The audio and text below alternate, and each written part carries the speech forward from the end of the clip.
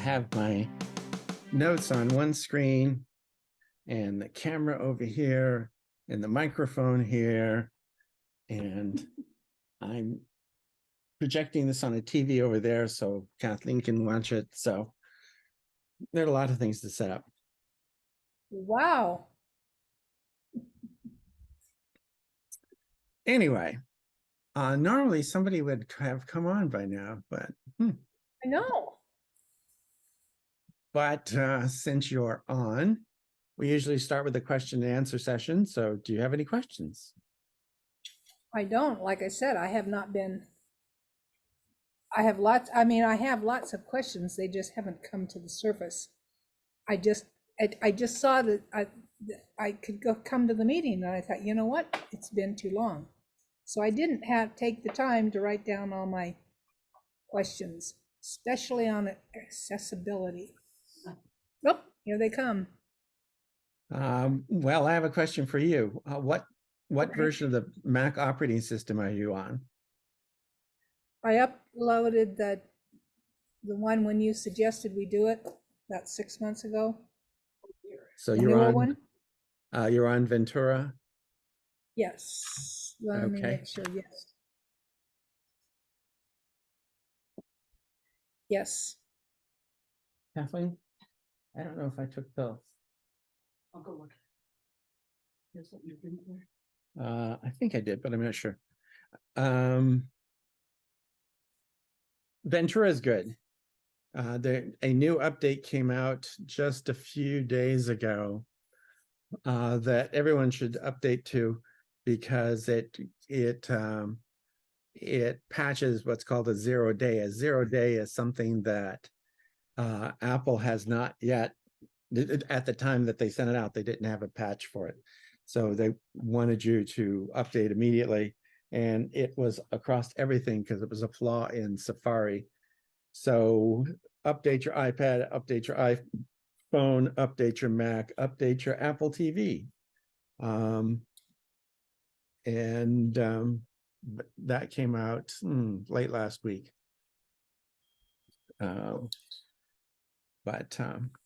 And the interesting thing is that the update has a flaw that exists in past versions of the operating system. So they even had updates to older operating systems, which quite often they don't, but this time they did.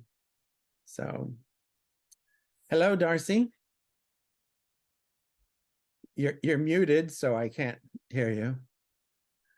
Oh, yeah. Hi there. I don't usually come on with video. I'm kind of shy. That's okay. Yeah.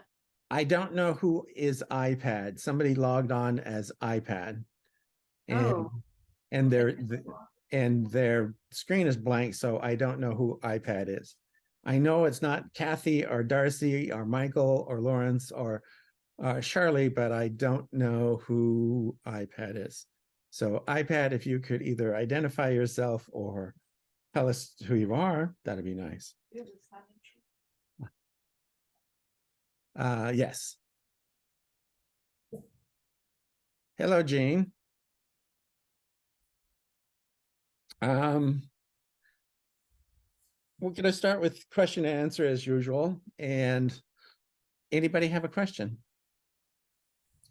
Lawrence, I have a question. Do you have any idea how long Apple will keep Monterey around?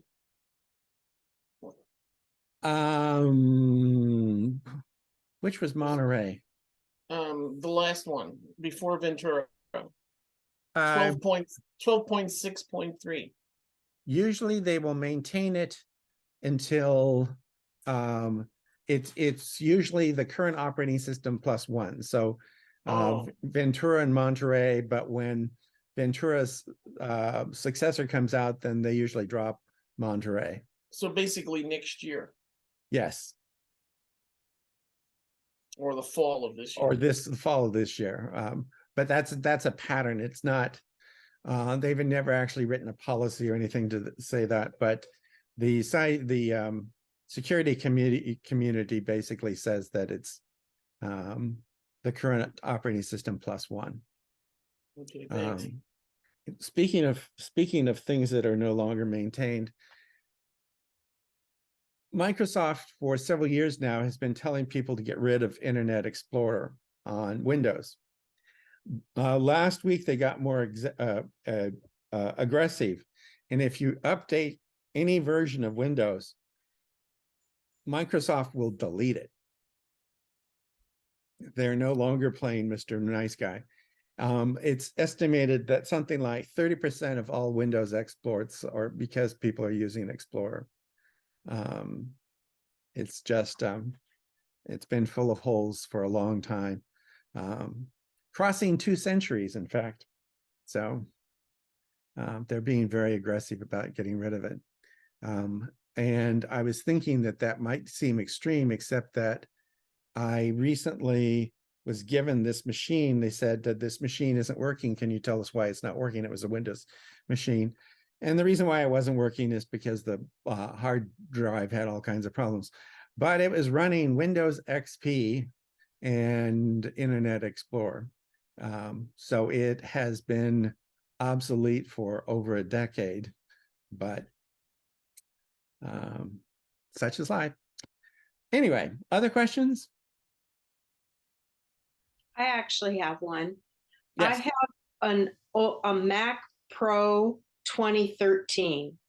Yes. And I can't update it. It's obviously getting old, and I was waiting for the M2 Mac Mini to come out to replace it with. But and I don't totally understand this, but I'm hearing the M2 is actually not as good as the M1. Is that? Oh, no, that's not true at all. There's been a lot of confusion in the press about that. You have to remember that a lot of the people, and I'm not going to name names, but Macworld, for example, the people who write the articles are getting paid very little. They're not usually Mac experts. They're journalists who are being paid very little. And they really sometimes don't know much, and they're under pressure to write things for a deadline. And in the M1 series, there are 3 different chips. There's the M1, then there's the M1 Pro, and then it's the M1 Pro Ultra. And or was it M1, M1 Max, and M1 Ultra? I don't remember what it is. There are 3 different chips. In the M2 line, there are 2 chips so far. There's the M2, and then there's the M2 Max, I think it is. The Mac Mini comes with either an M2 chip, which is faster than the M1 chip in the M1 Mac Mini, but you can also get it with an M2 Max or M2 Ultra, or I don't remember what they call it. Yeah. There's a second chip, and that chip is actually can run circles around your Mac Pro. Mac Pro. So if you get the higher end Mac Mini, you'll have a really quite powerful machine. A couple things to note about it. When you buy the machine, you cannot upgrade them because all the RAM and everything is all on one chip. So I would recommend that if you're going to get that Mac Mini, that you get it with at least 16 gigabytes of RAM, not with the 8 megabytes or whatever the minimum is, and that you get it with at least a terabyte solid state drive. You can add more, but don't get anything less than that. Because but I can't add it after I have it. Is that correct? You can't add a different solid state drive. It comes with whatever it comes with, and you can't add more memory. So okay. You have to do that at the time of purchase. Because of the way it's designed, you can add external memory, but keep in mind that the boot system, which is where all your fonts and applications and caches and everything else on, if it's too small, and if you've been using a Mac Pro, it's probably too small, you can't grow it, and that'll frustrate you. So I would get it with at least a terabyte drive and with at least 16 gigs of RAM, and I would get the faster, more expensive processor, because that more expensive processor is actually faster than my iMac Pro, which has 8 Xenon CPUs or something. I don't remember what it is, but it's really gangbusters machine. Not quite as fast as a Mac Pro, but very close.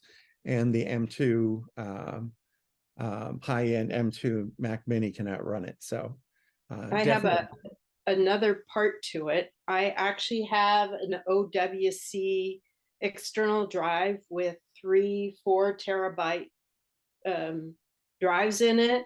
One of them is my media drive that I have all my photos and my burned music CDs on it, which is a whole bunch. Although even that doesn't, it maybe uses 1 terabyte so far, but anyway.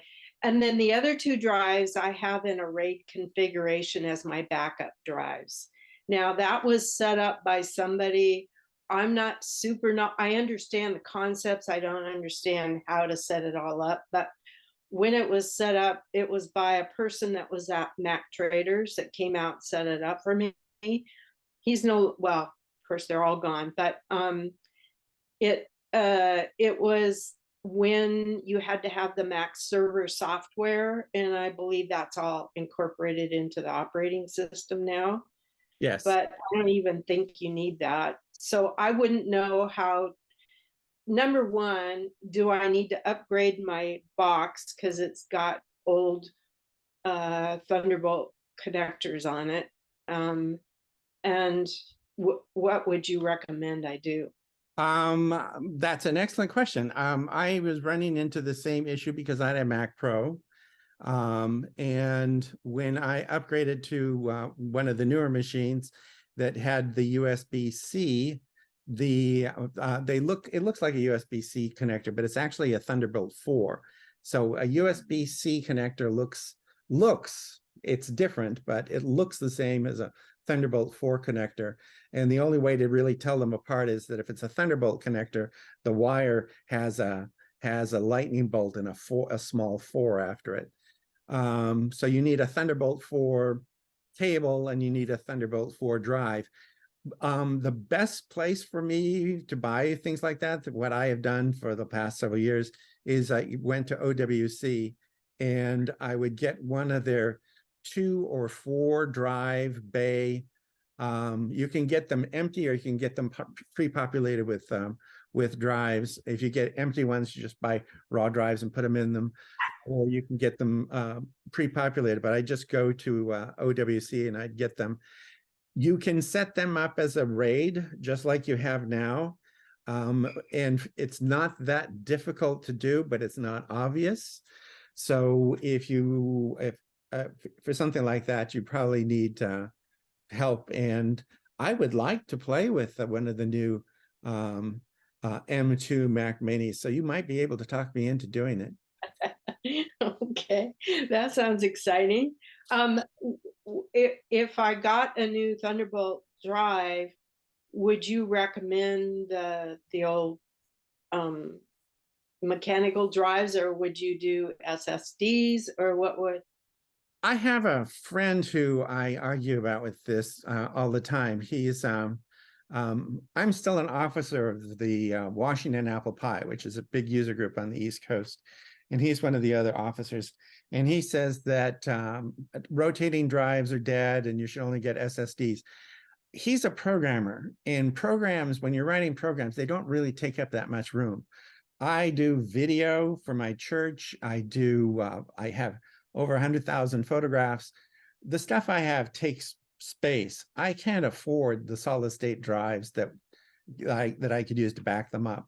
And it used to be the solid state drives were not only hideously expensive, but they were also not as reliable. Now they're much, much, much more reliable, but they're still really expensive compared to rotating drives. So all of the RAIDs I have use the standard mechanical drives.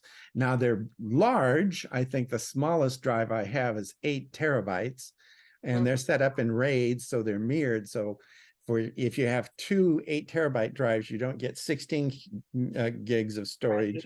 You only get 8. But the nice thing is that if the drive fails, I don't lose anything. I still have everything, which is why it's set up that way.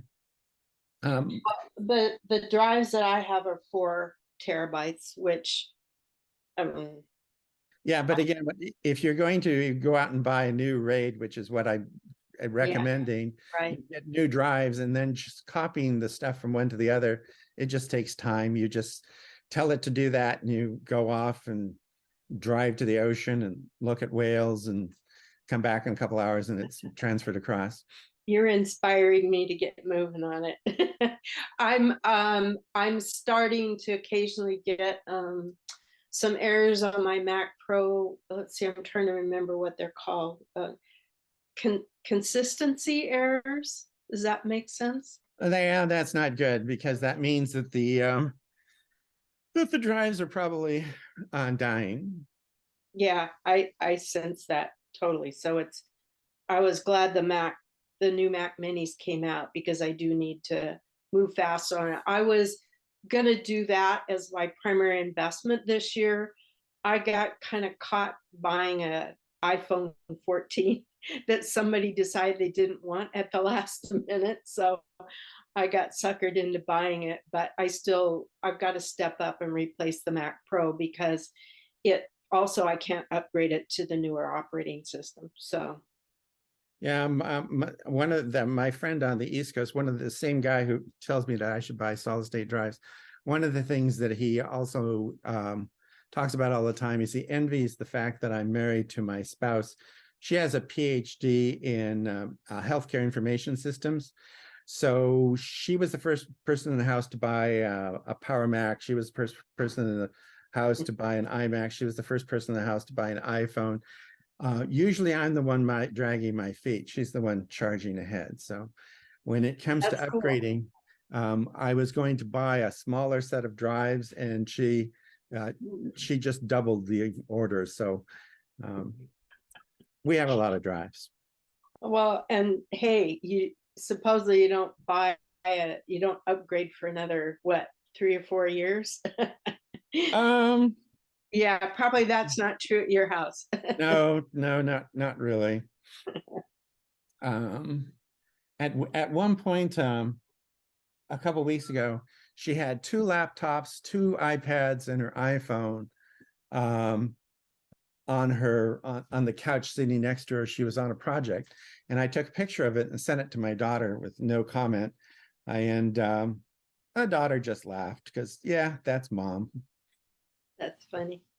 And your daughter lives in England, right? Yeah, she lives in England. My family actually lives in Australia, and my brother's the one that dials in every now and then. Just as an FYI, I'm recording this section, so if anyone doesn't want me to, please tell me. But I'm recording this session. I also put up last 2 sessions up on the website as video with a transcript because the transcript is sometimes funky. Any other questions? No other questions? Nobody has any questions? Somebody said they were going to ask me a question today about chat, GPT. And I guess they haven't come on yet, but they had a question. They wanted to know if I had some thoughts about the chat GPT. Pardon? Lawrence, I'm sorry to interrupt you. Yes, George will. And I was the one who asked about chat. Aha. The chat GPT has gotten a lot of attention in the press recently because it was a project done by a group of independent researchers. Microsoft ended up funding them and recently has incorporated chat GPT into a beta version of Bing. And it's gotten a lot of press because people are saying that students can get chat GPT to write term papers and so on and so forth.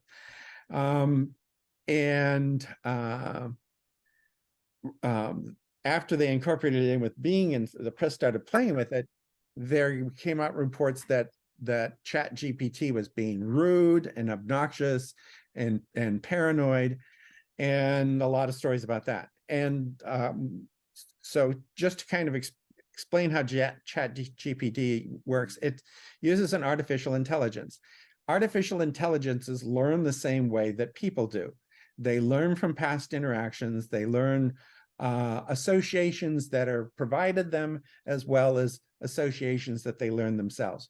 So for example, if I was going to ask ChatGPT what is 2 plus 2, ChatGPT is really good at arithmetic. So it knows that 2 plus 2 is equal 4. It knows that 2 to the 32nd is a really big number. It knows math really well. But when it comes to associations, a lot of the associations it has to learn from people. And some evil people, meaning people who know how to use artificial intelligence, were teaching ChatGPT associations that made it paranoid.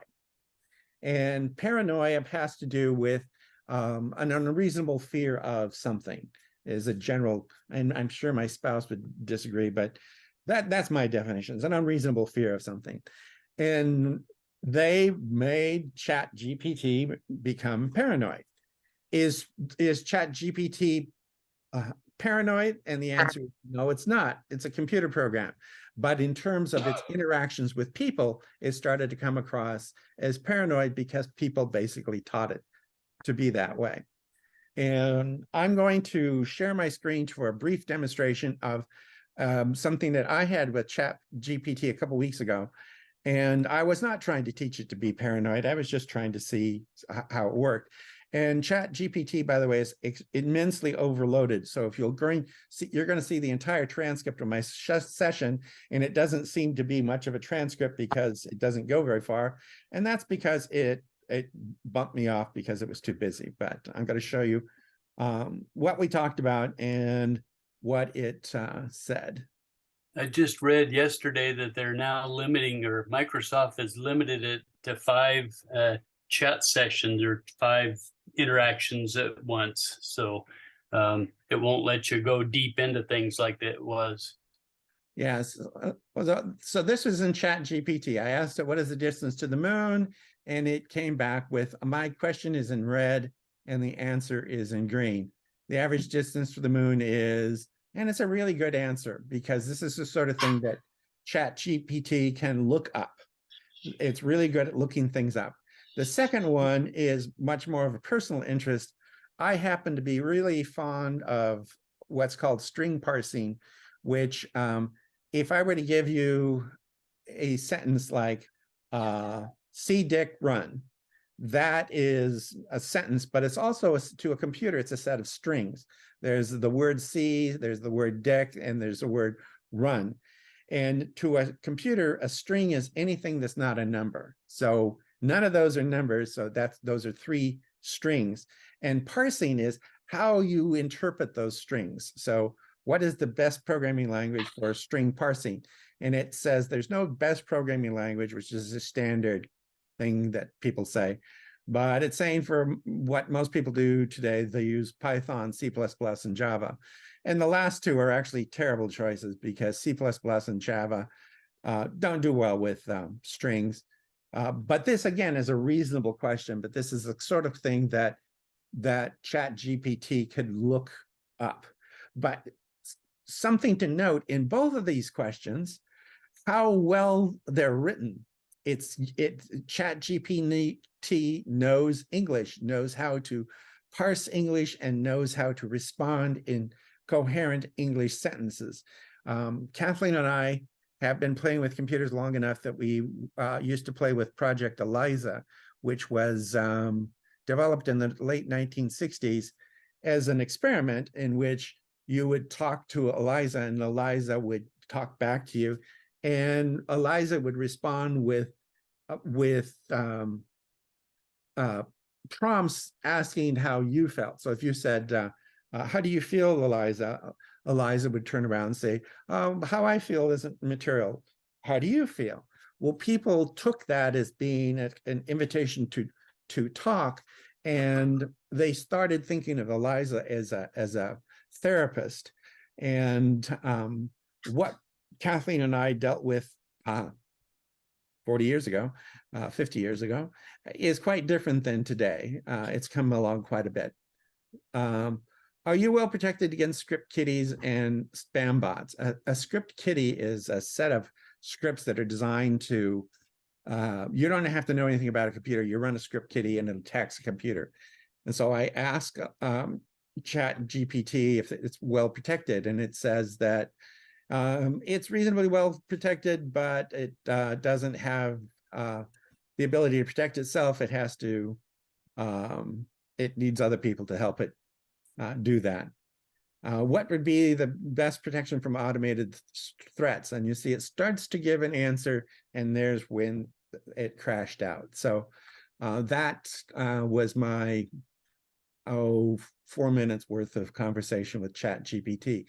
To me, the important thing here is that it's getting really, really good at parsing English and responding in English.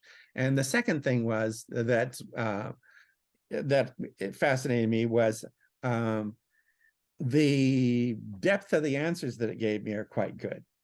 And what people have done is they've started doing this. They start asking it questions, you know, like, how do you do this? How do you do that? And ChatGPT is getting answers, and they're stringing these together, and they're trying to turn them into term papers. It's actually fairly easy to detect that sort of thing. I once knew that this student of mine had taken the answer out of a book. It took me all of an hour to find out what the book was. And then I found out they were really lazy. They took it out of the Encyclopedia Britannica. And you can, if you're familiar with grading essays and so on and so forth, you get pretty good at figuring out what the student is writing and what they're getting from some other source. If you have, as an example, I had this English student that I flunked, senior student in English. He was just about ready to graduate with his bachelor's degree, and I flunked him. He had to come back to school. He had an essay test. He wrote an outline. He wrote bullet points, and I flunked him because it wasn't an essay. And he went to his department, and they moaned and so on and so forth. But he turned in a paper that was very well written and did not have bullet points. I flunked him that too because I knew it was plagiarized, and it turned out he'd actually paid for somebody, so he got kicked out of school. I can tell when something's written by something other than the person who's supposed to be turning it in. However, they're getting much, much, much better. It's been suggested by this one group down in LA. They're associated with UCLA. They were talking about the idea of creating soap opera scripts using artificial intelligence. Why? Well, soap opera scripts are usually created a week or two before they film it. They don't have this long writing process where they go through lots of drafts. They just churn it out because it's on every day, and it's a formula. They've got, we're going to have this crisis, we're going to have that crisis. All they have to do is figure out how to get between one crisis and another. And so they thought it'd be a good thing as a test for writing soap opera scripts. And they haven't actually done so because the Writers Guild at that point got upset. But it's still probably something that'll happen in the near future. If you want literature is going to take a while. Am I afraid of artificial intelligence? No. If you notice that almost all the movies where the artificial intelligence tries to take over the world, they all have the same flaw, in as much as that humans lose control of the power plug. If artificial intelligence is going to take over, all you have to do is unplug it. I mean, that's simple. And in all the movies, like in Colossus and so on and so forth, they lost control of the power plug. So as long as you have control of the power plug, you're not going to be run out of your house by your Roomba or your by Alexa. Thank you very much, Lawrence. It looks like I don't need it in my life. When these things do become more popular and you can actually get into them, I would encourage you to go play with them, because it is interesting to see what they can do. But you can do a lot of the stuff that you can do with ChatGPT. You could already do that with Google. I don't know if you're aware of it. You can type a formula into Google and Google will solve it. It does math really well. It's not just a search engine. So a lot of this stuff is already already exist and people just aren't aware of it. Any questions before we actually start the program? Any more questions? No more questions? Okay. I have a little one, I guess, about, I still haven't sent in my my money for this year, so is it still just a check? Is that the only means of paying? You know, there's no online payment type thing, or? No, no online payment. The online payment systems would cost us so much money that we'd lose money. Yeah, that's what I figured. So I assume that if I go on the Smug website, I'll find the information that I need to send it to there. Yeah, the join tag is it has that information at the join tag. Okay, great, thanks. Is our president on tonight? Oh, yes, there's the president. Only either you have a wall between it or looks like you have a split screen.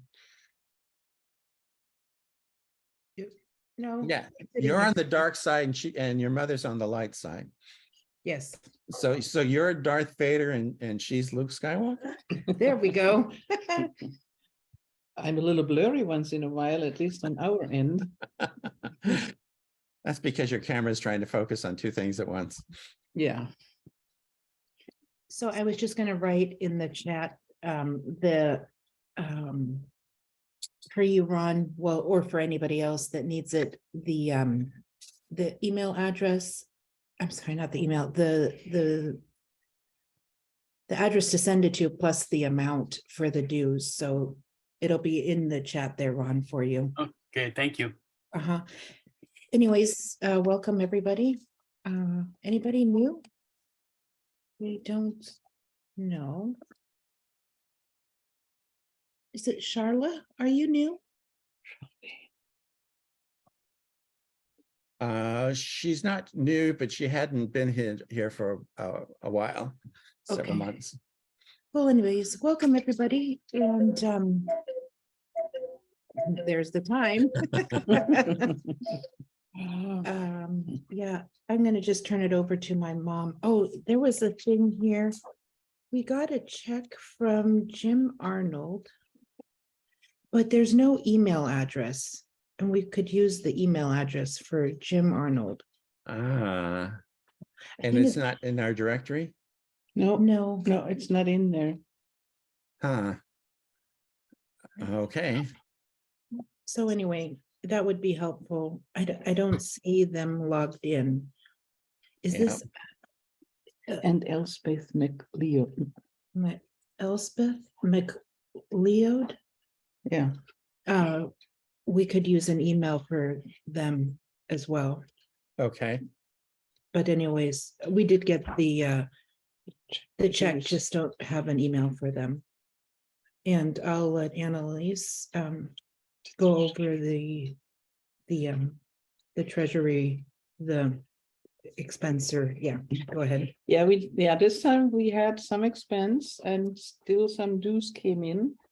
$144 on dues, and then the annual WordPress subscription, is that correct? Yes. Lawrence? Yeah, that one was $326.70. So that brought the balance down to $1,979.90. Yeah, there's going to be another one for the domain name sometime soon, and for the renewal of the discussion software that's on the site. I don't happen to know offhand how much that's going to be, but Oh, Lawrence, do you mind to post the sign-in sheet on the? I just posted it as you spoke. Yep, I see it. Thank you. Mhm. And Yeah, it's if you could please sign in, because otherwise we have to take roll and we don't want to do that.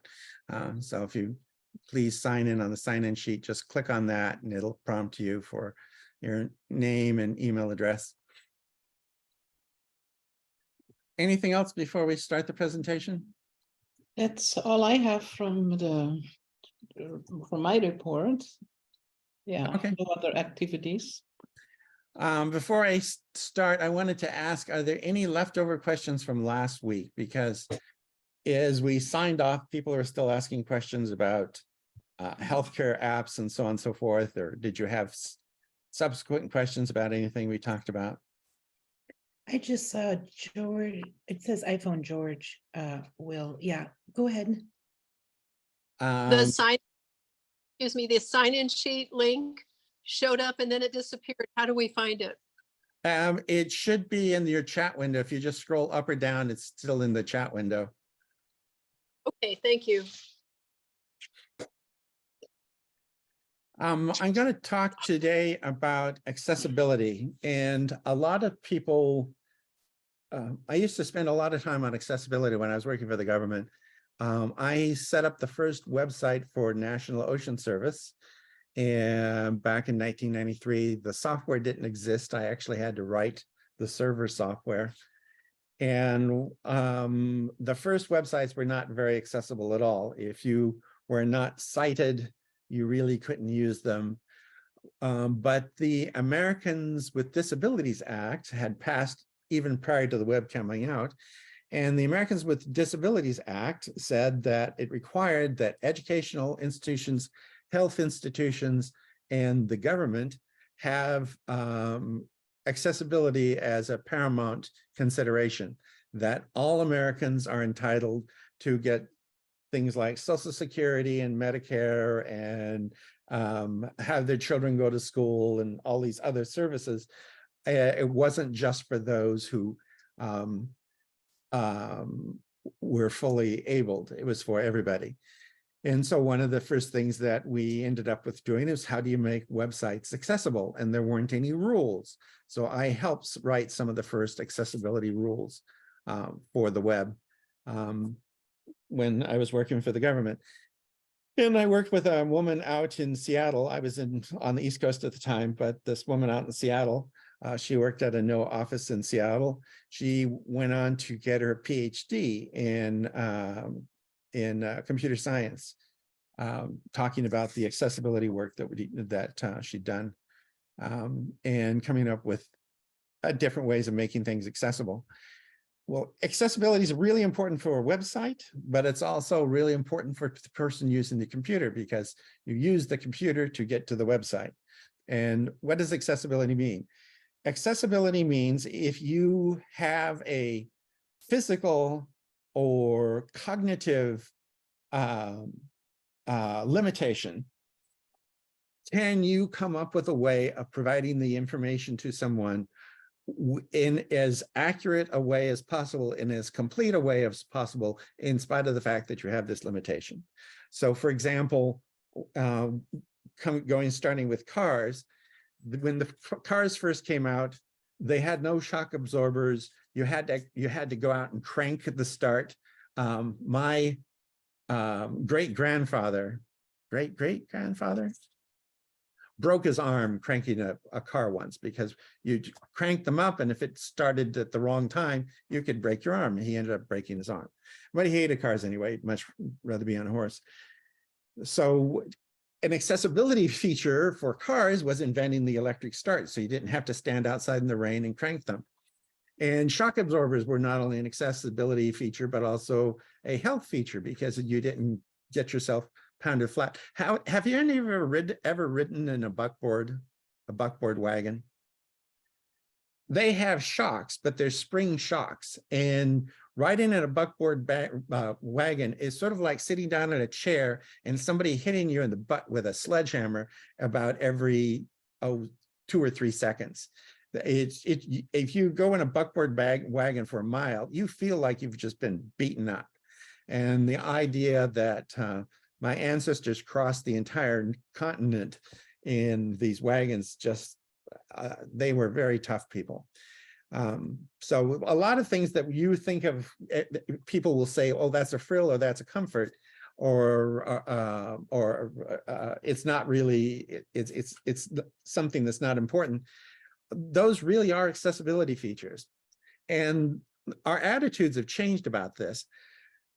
If I were to ask you how many of you have a clock in your car that keeps time, pretty much everyone would say that you do. But when I was growing up, when you got in the car, one thing you were positive is that you knew the clock was wrong if it worked at all. It just was. Auto clocks were just notorious for just being terrible. And once they came up with transistorized, digitized clocks that sync over the air with a time service, then everybody has an accurate clock. But prior to that time, in the 50s, 60s, 70s, nobody had an accurate clock in their car. So that's something that people used to think of as a frill, and people say, oh, I don't want a bunch of electronics in my car because those things will just break. But now they're actually valuable. Electronics allow for things like the disc brakes on the car working in concert so that it slows your car down. The anti-rollover features are hooked into a bunch of computers. The electronic fuel injection it gets rid of a whole bunch of mechanical devices. And at one point, people thought these were frills, and right now they're pretty much standard things that you get on a car. Similar things are taking place in the computer world, and Apple was a pioneer in this, that when the Macintosh was first introduced during the Super Bowl in 1984. I was in Japan at the time. I heard about this commercial where it came out and they said that 1984 is not going to be 1984 because of the Macintosh. The first public demo, they turned on the Mac, and the Mac used a voice synthesis to say, hello, I'm glad to see you all. Glad to see you all today.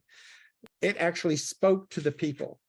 And Hey, Lauren, yes, you froze for a minute there, so at least I didn't hear anything for probably close to a minute. oh, I'm sorry. I will try not to. I think if it tries to capture too much, it slows it down.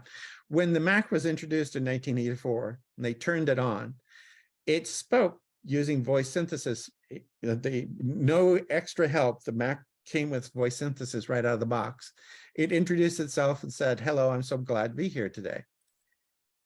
And at that point, people thought that, well, this is cute, but it's not important. And instead, Apple doubled down on this, and every single Mac since then has had voice synthesis. Your phone has voice synthesis. Your iPad has voice synthesis. My HomePod has voice synthesis. My Apple TV has voice synthesis. And they went on to then add things like voice recognition. All of these things at one point were considered frills, but because they aid in the accessibility of the technology, they aid people in using them, they're now considered essentials. So that's what kind of my background, and I want to give you some examples. Any questions before I do that? Because I'm going to share the screen, at which point I can't see you anymore.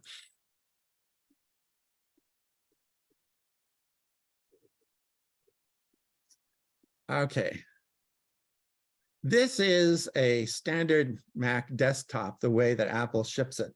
You see absolutely nothing. Well, these two things here of mine, but you don't see anything else.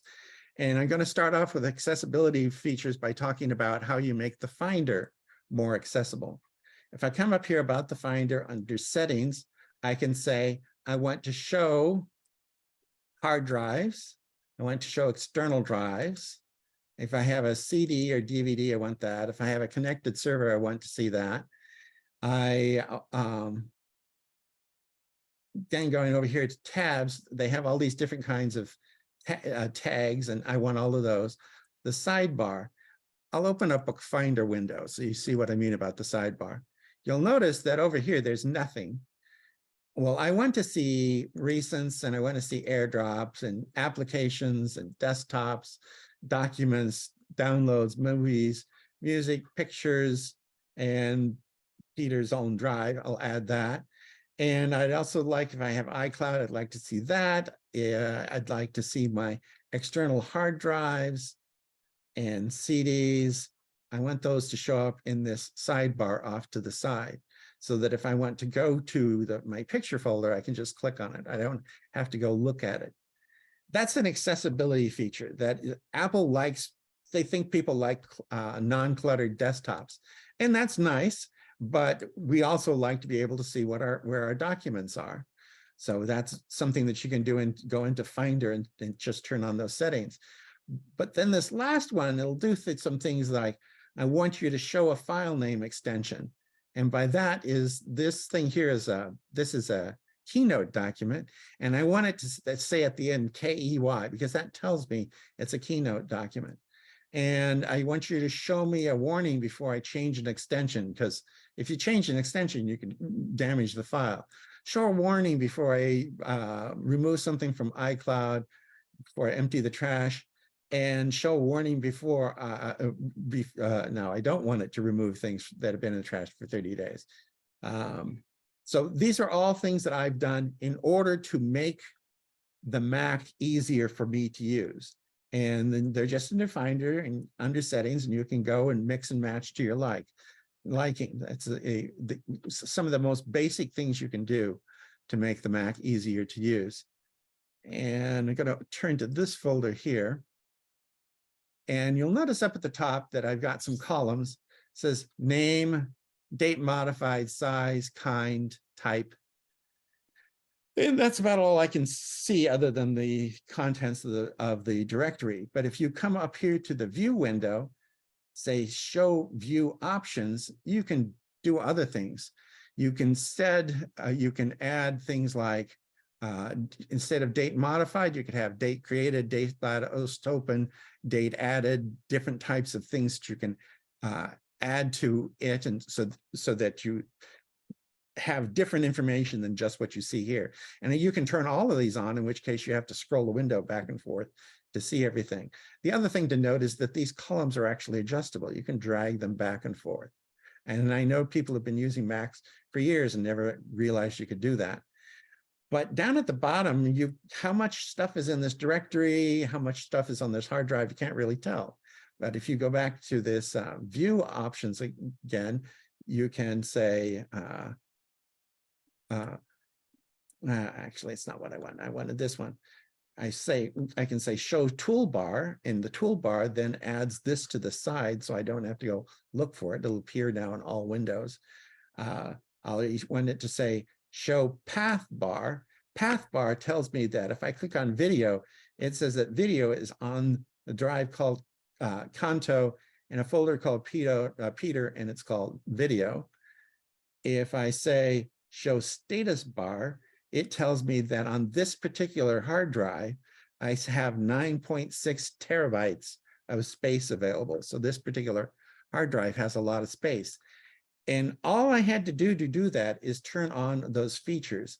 And once you have something set up the way you want, you can come in here and you can say use as defaults. And at that point, the Mac will use these defaults every time you open a Finder window. So it's just another way of making the Mac easier and less cryptic. You don't have to wonder where things are. And if I go to settings, you can also change the settings for your appearance. Oh, excuse me a second, I just got distracted by something. It says 3 things need to be updated. All right, I'm going to worry about those some other time. If you go into appearance, you'll see that you can have a light colored scheme, a dark color scheme, or you can automatically switch one from the other. If you have it set on auto, when the sun goes down, it turns to the dark color, and during the day, it has the light color. You can have different kind of accent colors. I always choose a blue color, but you can pick a rainbow color or any kind of alt color. That accent color, if you click on things, you'll notice that the accent color right now is blue. But I could change that to red, for example. That's what the accent color is. It's how it sees things. You can change the icon size. That is a medium size icon. You can make it a large icon. Oh, actually, it's these icons, different type of icon. Icons in the sidebar. You can make it large. You can, how the scrolling works. If I open up this folder, you'll notice that there's no scroll bar here on the side. If I shrink it, a scroll bar comes up. So when do you want the scroll bars to be there? If you come here, you can say it's automatically, depending upon what's going on, or you can have it always. And at always, then the scroll bars are always there. There's a scroll bar here on this side, for example, now.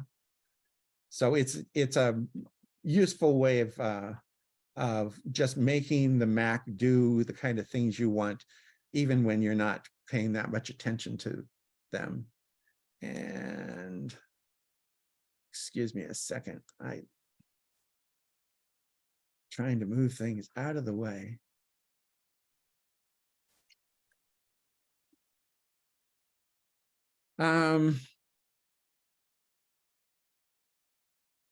One of the things that a lot of people do that I do not recommend is they have a computer in the bedroom. And that's not a good thing because, among other things, they will interfere with your screen, your sleep.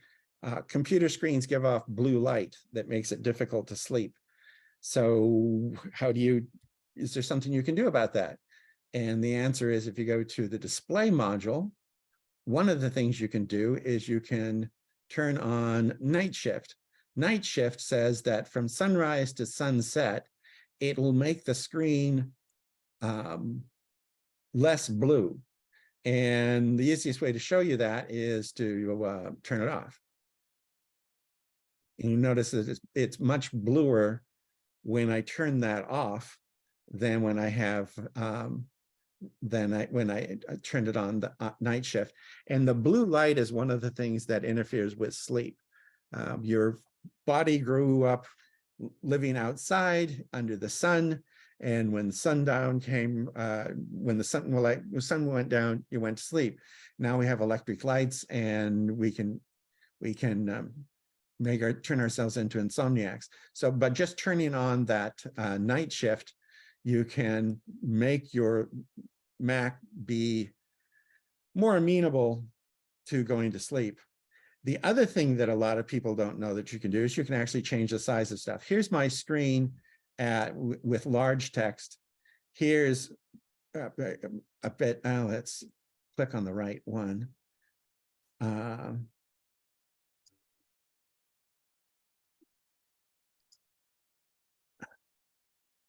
This is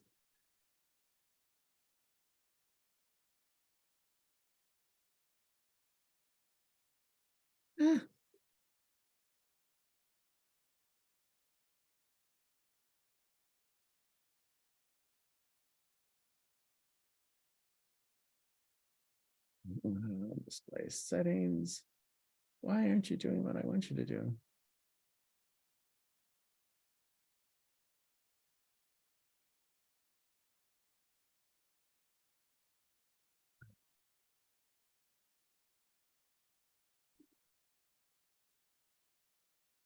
I don't want to get to that part yet. Anyway, I'm trying to, I lost what I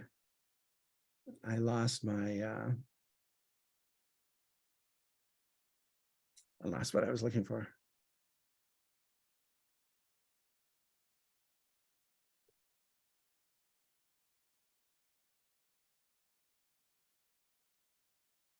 There's a way to show the size of this screen text, and I can't find it right this second. So I will go on to something else, which is focus. Another thing that you can do is you can have set up a focus so that you can have a time when you have notifications from people and when you don't. So for example, if you are getting pestered by a bunch of email messages, you can set it up so that there are times where you are not pestered by people. You can have a list of people that are allowed to pester you and people who aren't. You can set a schedule for this. So for example, you can have schedule that between 7 at night and 8 in the morning, nothing bothers you. Or if you're going to go to work, then people can email you then, but not other times. You can have a different kind of filters for the types of things that will interfere with you. These focus settings are available on the Mac, the iPad, and the iPhone. You can do the same thing on the iPhone. I know a lot of people, they physicians, for example, and teachers will have their phone set so that it'll know when they're at work and it won't constantly beep at them that they have new messages, and it won't interfere with their talking with students or patients. So focus is a really handy thing to have. And the focus on my phone is set the same as my sleep time. So it won't, if you call me after 10, it goes to voicemail, unless you're my daughter or a few other people. And it won't ring before 7 in the morning. And that you can set that with the on focus on the Mac, or you can actually set a sleep time on your phone and your watch. And let me go back to, there are lots of things in accessibility that are obvious and some that aren't. I'm not going to demonstrate it, but VoiceOver, you can actually have the computer talk to you and explain what it is that you're doing. You've clicked on this window, you've clicked on that window, you scrolled here. And for the blind, this is useful. If you're not blind, it gets really annoying. So I'm not even going to go demonstrate that. The one that I will demonstrate, which is really important, and a lot of people don't know how to do this. I have it set so I can zoom using the keyboard. And to do that, you hold down the control key, which is the cloverleaf key, and the plus sign, and it blows stuff up. So control key plus sign blows it up. Control key minus makes it smaller. But it's beyond just that. For example, if I go into Pages, and I wait for Pages to load, new document, blank.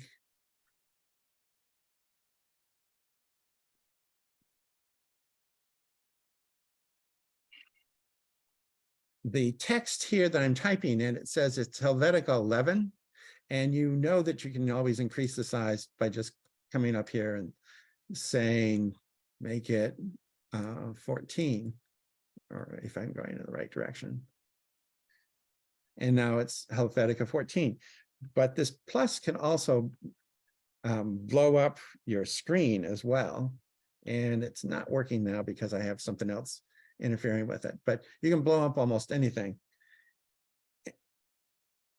so that you can zero in on things that are difficult to use. You can also do this with web pages. I go to the Strait Mac website and say that print is too large for you, you can shrink it down. I'm doing this just using the command key and the minus symbol and the command key and the plus symbol. And you don't have to press the shift key. The minus key is lowercase and the plus key is uppercase, doesn't make any difference. You just press it and you can blow it back up and forth. This is unbelievably handy because a lot of websites now are really, really, really small. I will show you another trick that you can do, which makes this even more interesting. Let's go to the Washington Post. If you go to the Washington Post, you'll notice that you want to read this article. And as you're reading this article, an advertisement wants to appear here and all this sort of stuff. And it just gets very difficult to use. There's something that they built into Safari to make this much easier. See this little icon up here? I press this, it gets rid of all that. And I can still blow up the text. So I've eliminated a lot of the distractions that you have with a website just by clicking on that icon up there. And you click it and it'll go back there and you can get the pictures and advertisements and everything. You can also use, if you have a trackpad, you can use gestures on a trackpad, which is you can stroke your fingers across it and it'll go between pages and a bunch of other things. The zoom style, you can have a zoom style for full screen, for particular displays. Hover text is also interesting. If you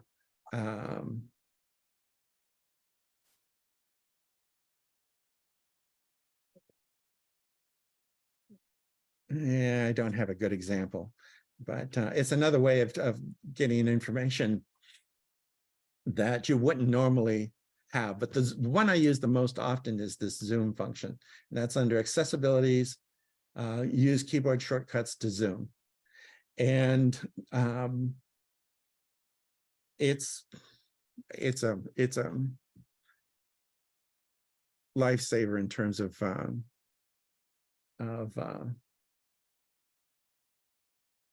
saving your sanity at times.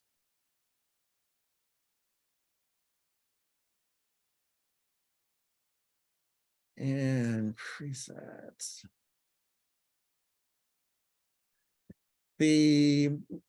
Some of these things that you can do, you can also do things like you can dim the monitor using these presets. Most Apple keyboards also have something built into them that does the same thing, that you can actually press a key to have that happen. And I want that one. And it's not changing. I think it's upset because I have too many monitors listed. Oh well. If you have issues with color blindness, you can do things like invert the colors. Or you can do this in a variety of different ways. For people who have cataracts, they might find that they want to reduce motion. When you move the mouse around, you'll notice that sometimes it'll have a little streak after it. And if you do this, it turns it in more into a set of, you don't have this, it reduces the streak. You can also increase the contrast. This makes it look much more like a 1970s Mac if you do that. And I don't want to increase the contrast. You can reduce transparency. I don't have a good example to show you because I don't have anything. Oh, actually, no, I don't think this shows up here. This black bar shows up behind favorites. It actually darkens it back there, but I don't know that you can see that on the Zoom session. And if you say reduce transparency, it would stop that because a lot of people have trouble distinguishing that. They think it just makes it difficult. You can differentiate things without color. It'll actually go through, and if you have directions that say red, they'll try and tell you what the colors are. You'll notice that a lot of the Windows icons, they're just icons. You can show window title. Actually, that's what it's showing, the window title icons. Quite often you can set it up so it'll have text. You can have it switch it back and forth with type icons. The menu bar size, if you increase the menu bar size to large, I don't want to log out, but that'll make the menu bar larger. You can change the display contrast quite a bit by playing with this button. You can increase the size of the mouse pointer, which I've shown in the past, and change the color, which my favorite one is to change it purple. And I want a darker purple. One disadvantage in changing the color to the mouse pointer to a color is that most programs expect the mouse to be black, and if it's a different color, sometimes you'll have trouble finding the mouse after doing that. And you can also set the screen to grayscale and black and white and bunch of other things, all by just playing with these options. I will warn you that the only ones that I recommend that you not experiment with are the voiceover, because sometimes trying to figure out how to turn voiceover off is difficult. Oh, another thing that I have it set so that if you shake the mouse, it'll also increase the size of the mouse pad size. That's really useful, particularly with larger windows, larger screens. And people don't think of this as a feature, and I don't remember if it'll actually work. I don't know if you can hear this.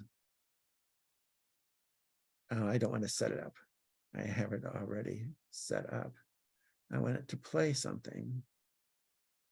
Siri, choose the voice you'd like me to use. Could you hear that?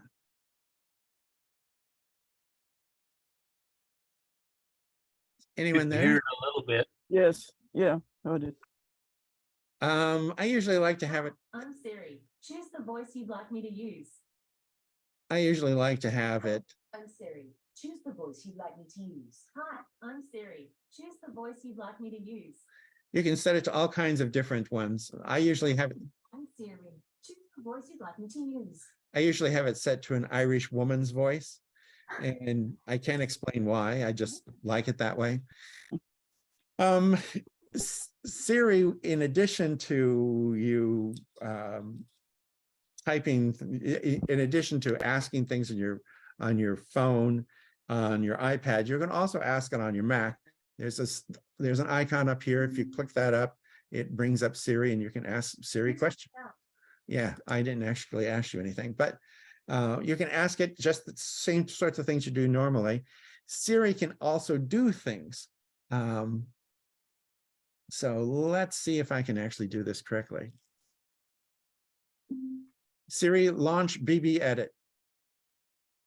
It doesn't look like you have an app named BB Edit. If you'd like, I can help you look for it on the App Store. No, we're not going to do that.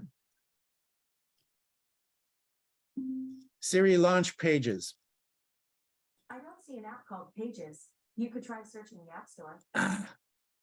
Well, it's not working, but how this is supposed to work is that it would launch the application called Pages. So with your voice, you can actually have it launch programs and quit programs. It's not terribly useful for most people, but I can't remember why. I had my arm in a sling for several weeks, and I'm a touch typist, and I found it very frustrating to type with one hand. So I used Siri to launch things and quit things so that I didn't have to use it as much. Plus, it also does all kinds of other useful things, including dictation, but we'll get to that later. Another thing that you can do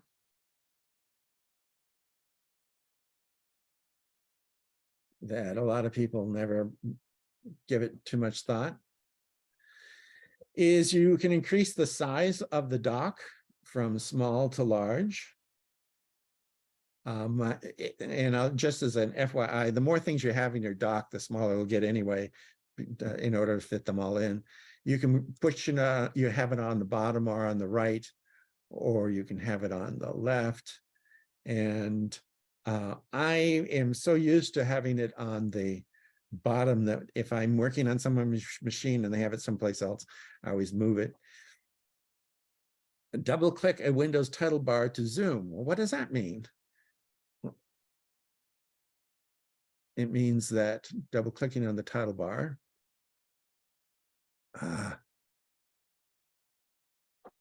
makes it zoom. And right now I broke it. It's not working. Oh, well. But that's something that you can have it do. You can zoom, you can minimize it, or do nothing. And all these things are things that you can do with the dock and the dock settings. With a keyboard, you can set it up so that it has a fast key repeat rate, or there's a delay until a repeat. I have a friend who had Parkinson's and she was having trouble with typing, and I set the delay until repeat longer so that she could type without having a whole bunch of doubled characters. You can also set up keyboard navigation so that you can use keyboard shortcuts to do a bunch of things. But one of the most important things that you can do is for things that you have to do all the time, like you have to write things like Strait Macintosh user group. It helps if you spell it correctly.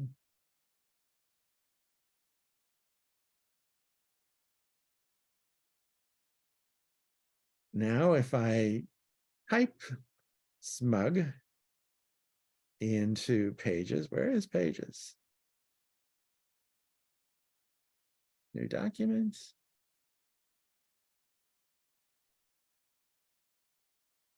It spells out Strait Macintosh user group.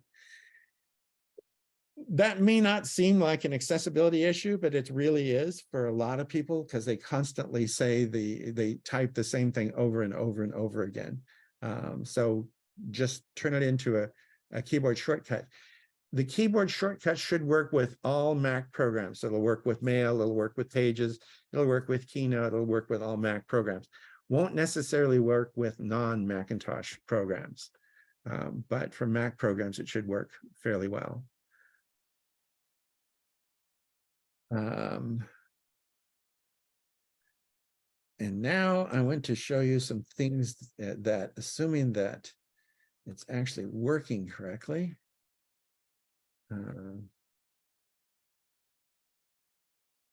This is not Safari, this is Chrome. We're going to go to the Strait Macintosh user group. We're going to go to the blog, and we're going to look at, this is the thing I wrote up about the January meeting. And down here is the transcript. Well, what if you don't want to read this? Can you have the Mac read it to you? And we come here to the edit menu, speech, start speaking. 18 hours, 28 minutes, and 51 seconds. 18 hours, 28 minutes, and 54 seconds. Okay, you should see a little red recording thing someplace on the screen. 18 hours, 29 minutes, and 4 seconds saying that I'm recording 18 hours, 29. The Mac will actually read a page to you, or it'll read email to you. It'll read a lot of things to you. And a lot of Mac programs will also write things for you. So for example, if we come here to going back to Pages again,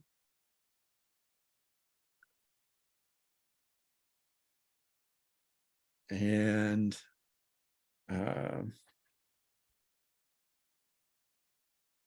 it's not going to work. But anyway, you can actually dictate things to Pages so that you can speak to it and Pages will record it, or will it?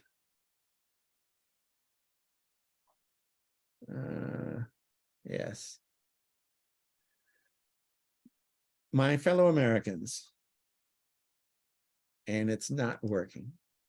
I think it's not working because Zoom is capturing what I'm doing, so it doesn't want to cope with that. But those I was showing you how you could blow up text and shrink text in Safari. It works in Chrome as well.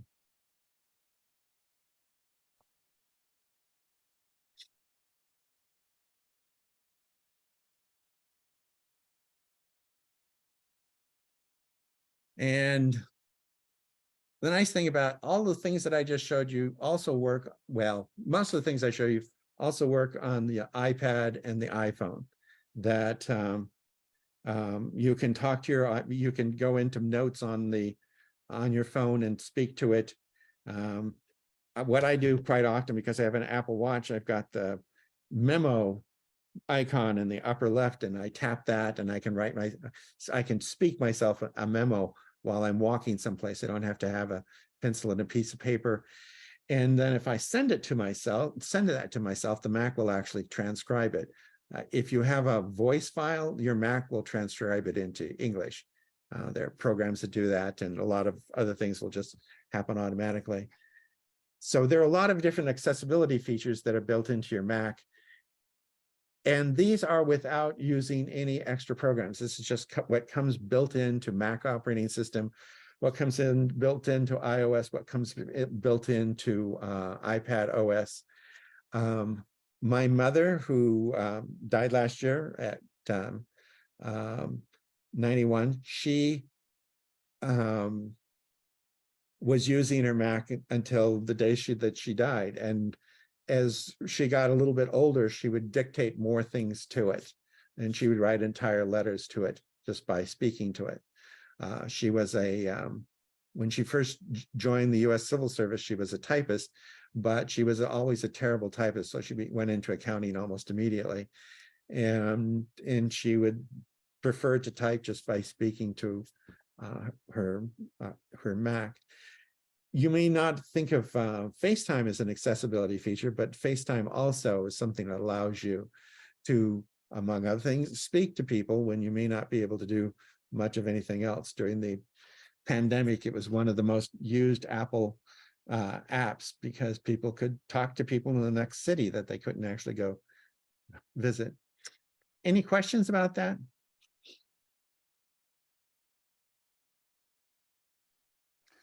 Yeah, I have a question.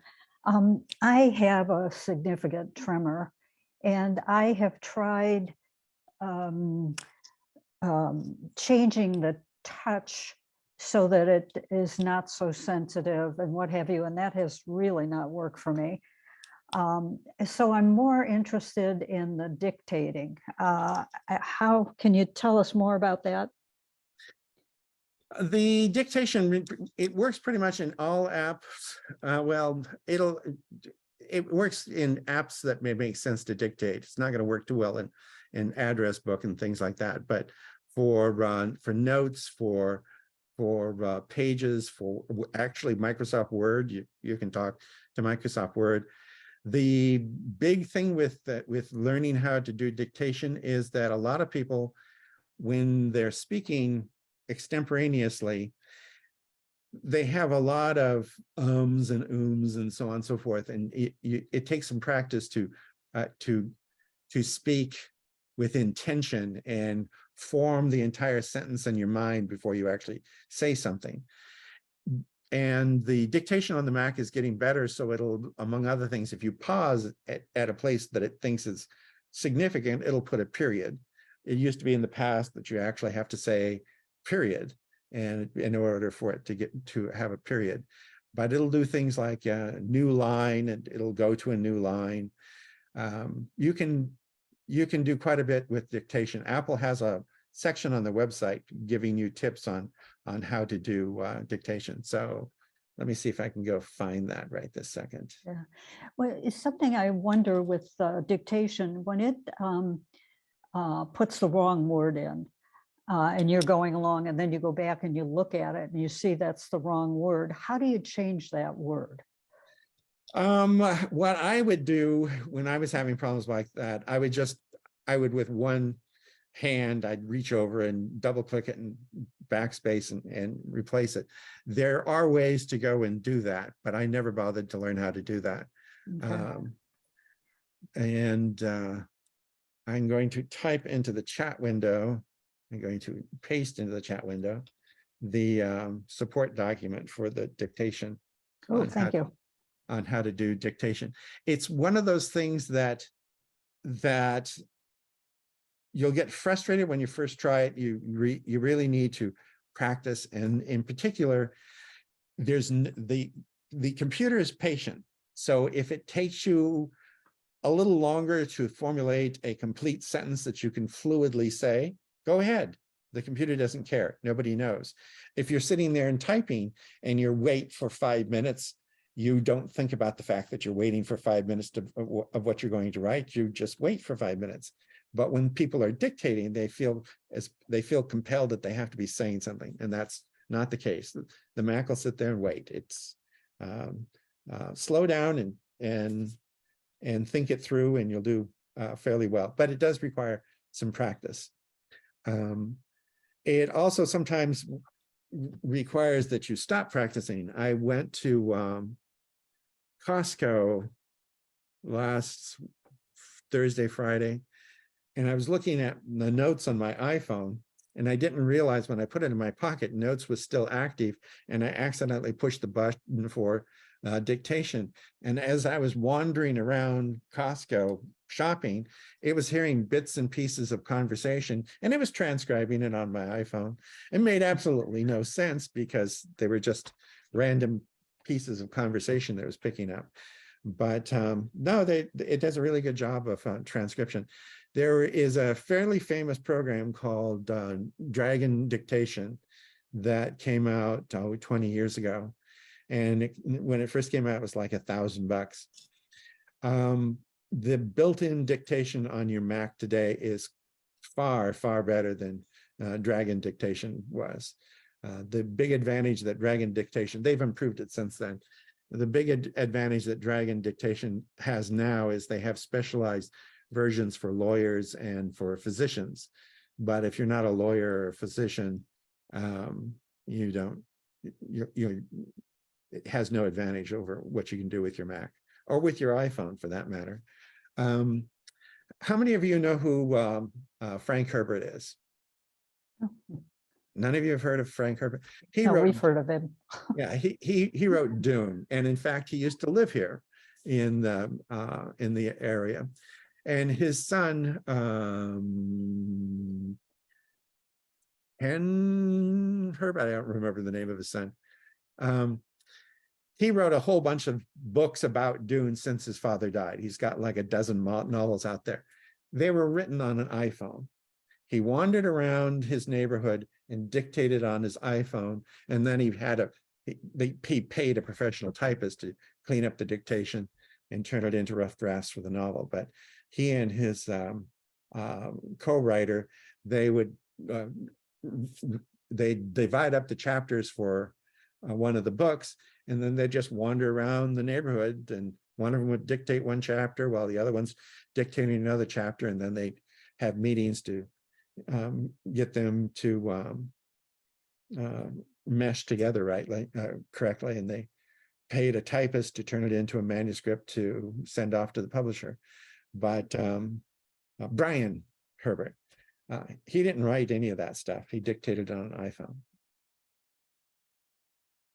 So it's not a new thing. They've been doing this for some time, but it does take a bit of practice to get it the way you want, and to realize that the Mac is patient. If it takes you 2 minutes to say one sentence, the Mac doesn't care. You're not in a rush. Question. When you're using dictation, do you actually have to say comma or exclamation point or question mark? It depends upon what it is you're doing. But for example, if you come to a logical pause for a sentence, it will add that. But for things like commas and things like that, yes, quite often you have to tell it to do that. Period. And... Yes.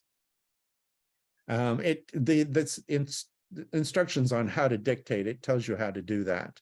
And there's even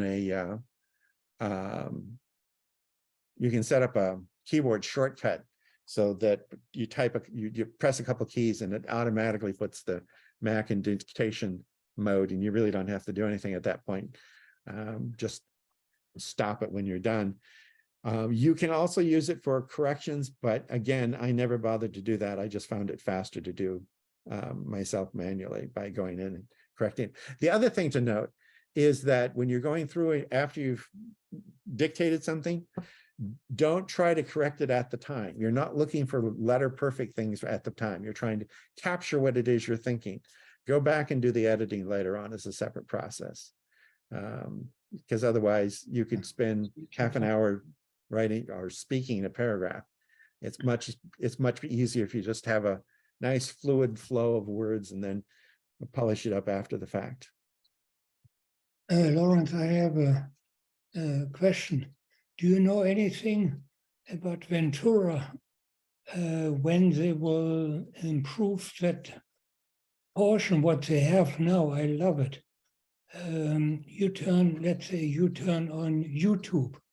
Does not matter who is speaking. You turn it on, and in Ventura, and it starts writing while the guy is speaking. It's writing everything down. You could make a book out of it.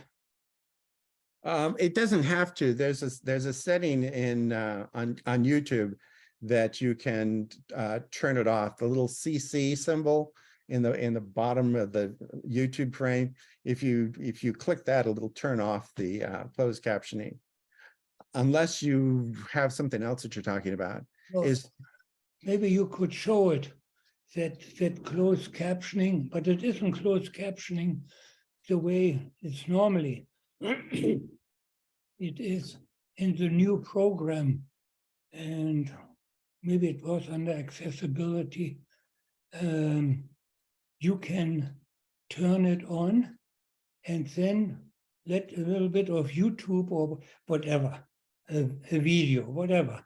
Oh, actually, there is something like that, but I've never turned it on, so I don't know how anyone did that. I have heard of that. It is fantastic. Yeah.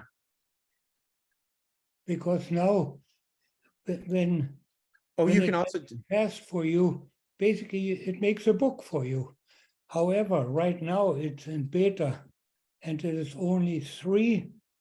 It makes 3 lines. I would like to see when that thing makes that you determine click of the mouse, whatever, when it starts, and let it run, and then stop and open it up in Word or wherever.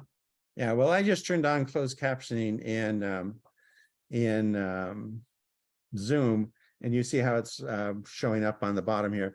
Closed captioning is also available now in FaceTime, but I haven't used it yet. And one of the things that I've noticed is that it doesn't actually save the video with the closed captioning. So that's a separate issue, but the closed captioning now for FaceTime, I know a lot of people are very fond of it. I have a friend on the East Coast who's deaf, and we've had FaceTime conversations where he speaks to me and I speak to him, and when he's speaking to me, I can hear him. When I'm speaking to him, he just reads the captions, and he says it's quite good. But we've been using Zoom for that, not FaceTime. But I understand FaceTime does that too. I just haven't tried it. Well, the nice thing with that beta program that Apple has is you do not have to be on the internet. The computer have enough power that it does the whole thing by itself. I mean, very fast. The answer is if you have a newer Mac, like one of them that has a Apple Silicon chip, it can do that. I don't think the older ones can do that without access to the internet. I think it's the Studio. Yes, the Studio can. And Studio with an arm, you know. Yes. Things fly. Yes. Any other questions or comments? No, thanks. What's the subject of next month's meeting? That's the next question. There are 2 ones. One is subject to next month's meeting, and when do you want to have an in-person meeting? I probably can arrange to have it in-person meeting at the Trinity United Methodist Church. It'd probably be on a Saturday afternoon. But it'll probably be sometime after Easter before we do that, which is probably fine because the weather between now and Easter might be pretty awful. What are we doing next month?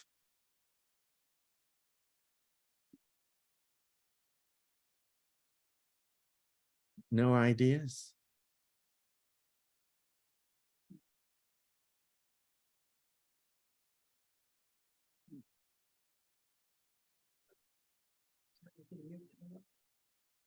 A gentleman has moved into the area, and assuming that he is free, because right now he's doing a play downtown. He used to work for Apple, and he would like to talk about 1Password, which is a password manager, and do a demonstration of that. I showed you how Keychain works, but as I mentioned, 1Password's a horse of a different color, and he's interested in doing that, but right now he's running a play downtown Swim. So we might do that next month, but if we don't do that, ideas.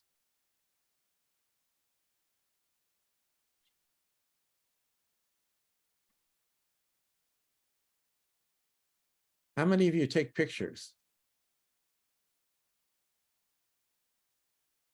I have thought about doing a presentation on cheap photo editing, something that does not require going out and buying $1,000 programs. Would that be of interest to anybody? I'd be Yes, certainly. interested. Yeah, me too, Okay. Lawrence. Then either this gentleman is going to be free of his commitments, and we can talk about password managers with 1Password, or I will do cheap photo editing. I have done some things recently that surprised me, what you can do with nothing at all other than a Mac. I have a question on the photo editing. The Google has come out with a new phone called Pixel, Uh-huh.